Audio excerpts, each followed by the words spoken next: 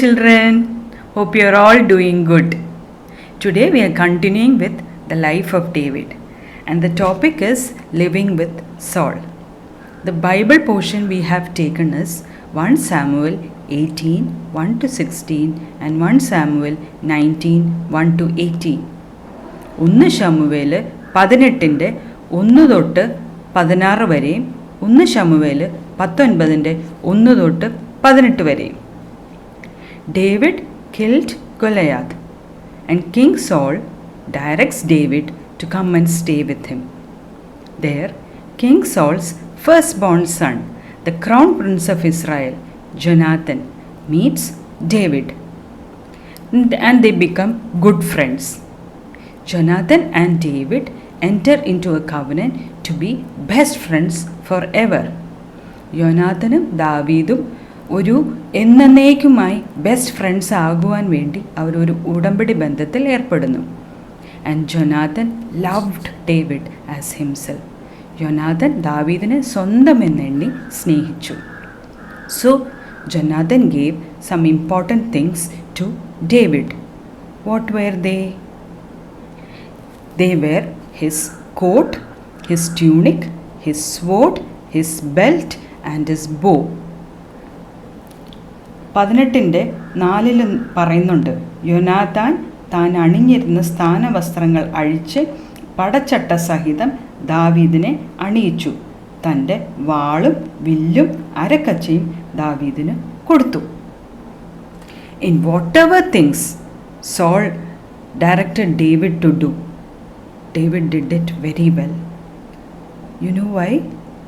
Because David knew that God had placed Saul in this position. So he knew that it was God's kingdom. So he was always loyal and an obedient servant to King Saul. Now the men were returning. When the men were returning home after killing the Philistine, let us see what happened.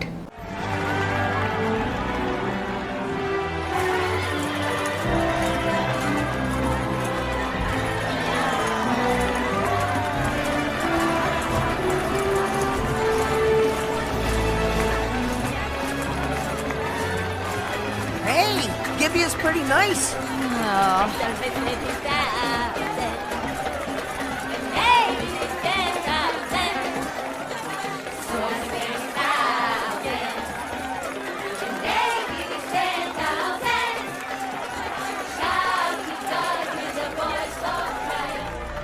Do you hear what they sing? Yes, my lord. Words of praise. Open your ears. They credit David with 10,000s and me only thousands. Next, they'll be making him their king. My king? Sir, it might be best if you were to come back at another time. The king is not himself. In that case, bring me my Kinnor. My playing never fails to soothe him.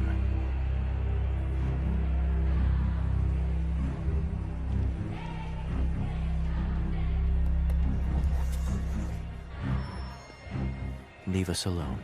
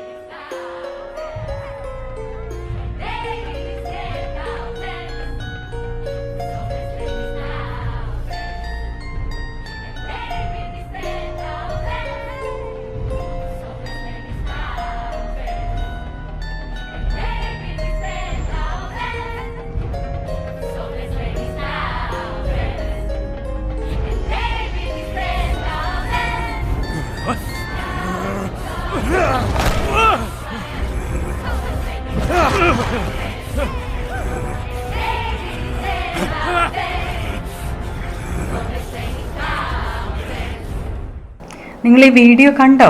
അപ്പം ഇതിലെന്താണ് സംഭവിച്ചേ?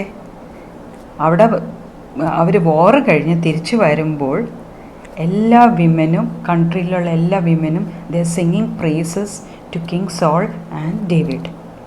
But what were they singing?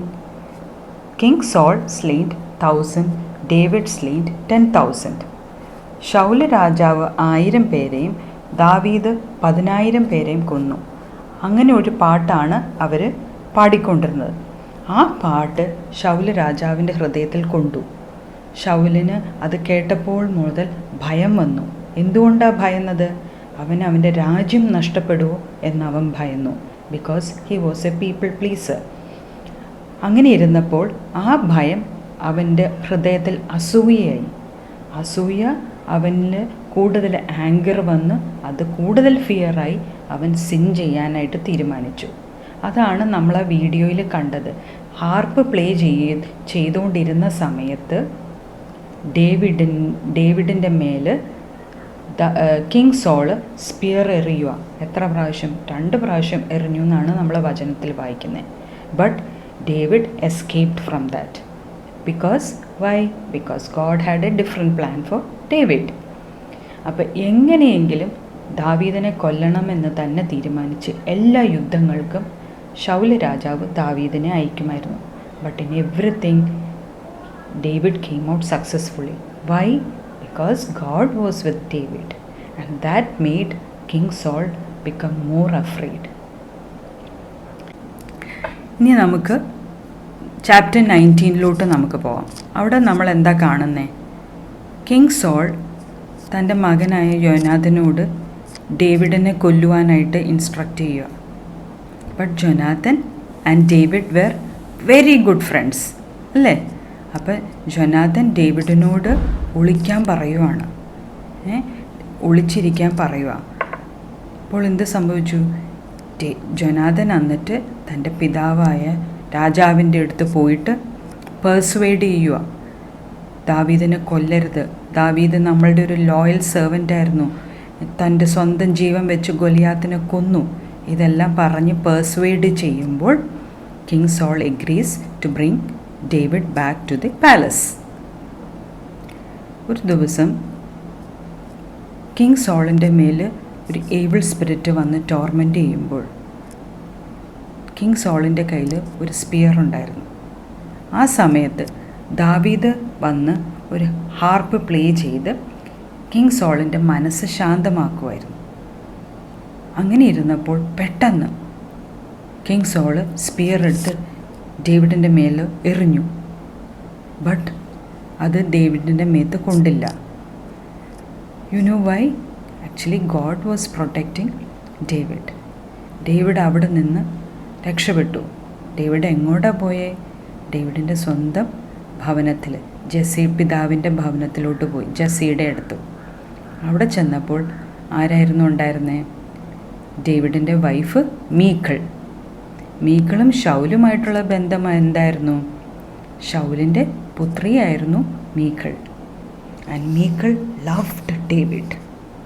So മീക്കൾ help David to escape through a window. ഒരു വിൻഡോയിലൂടെ escape ചെയ്യാനായിട്ട് മീക്കൾ സഹായിച്ചു.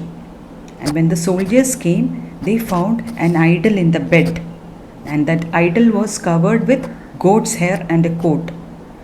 Then King Saul, when he came to know about this, got very angry, because he thought even his daughters not with him.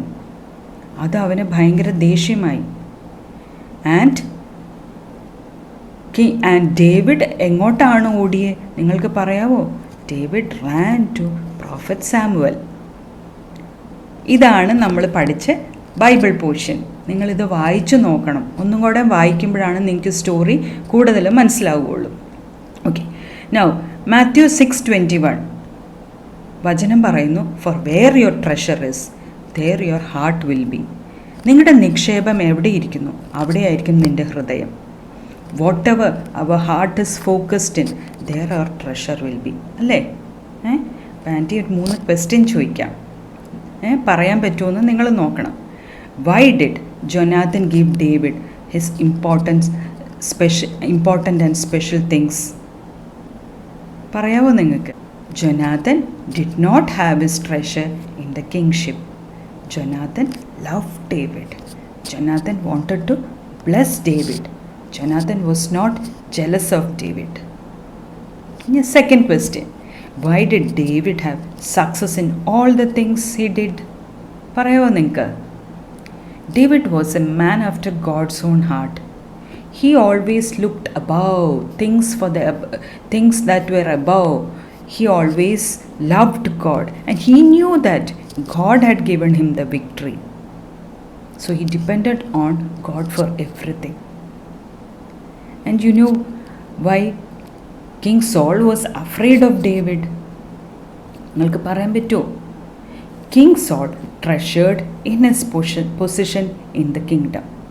King സോളിന് എപ്പോഴും രാജാവ് ആ രാജ്യസ്ഥാനമായിരുന്നു മോഹിച്ചിരുന്നത്. അതായിരുന്നു കിങ് സോളിന് important. He looked on the things below. He was a people pleaser.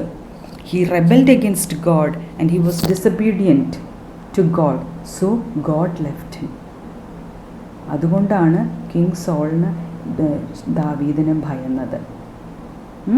അപ്പം നമ്മൾ you will miss the word of God if you put your treasure on earthly things. അല്ലേ?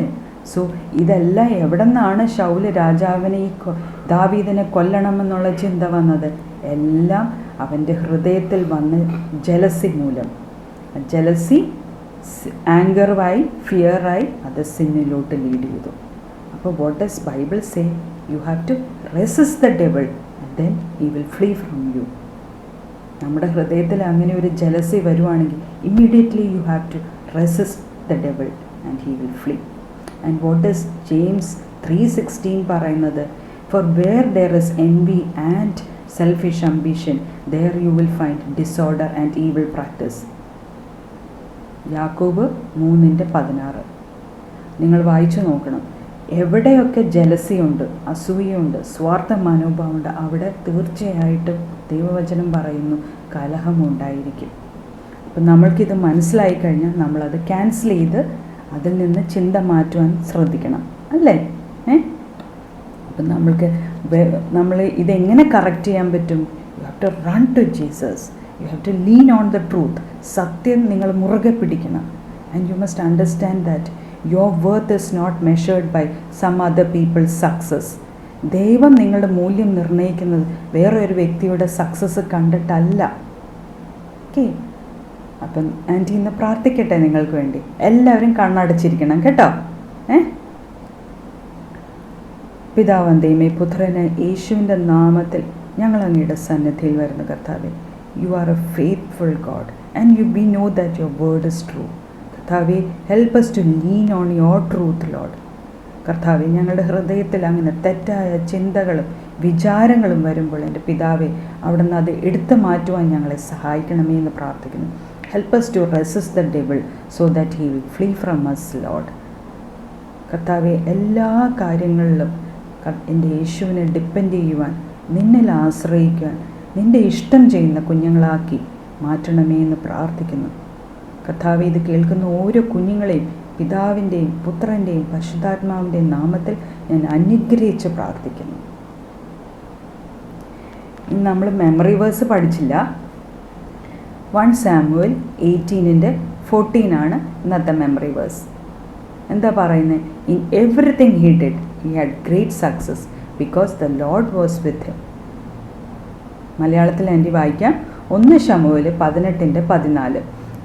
ദാവീദ് തൻ്റെ വഴികളിലെല്ലാം വിവേകത്തോടെ നടന്നു, യഹോവ അദ്ദേഹത്തോട് കൂടെ ഉണ്ടായിരുന്നു. നിങ്ങൾ ബൈബിൾ മെമ്മറി വേഴ്സ് പഠിക്കണം.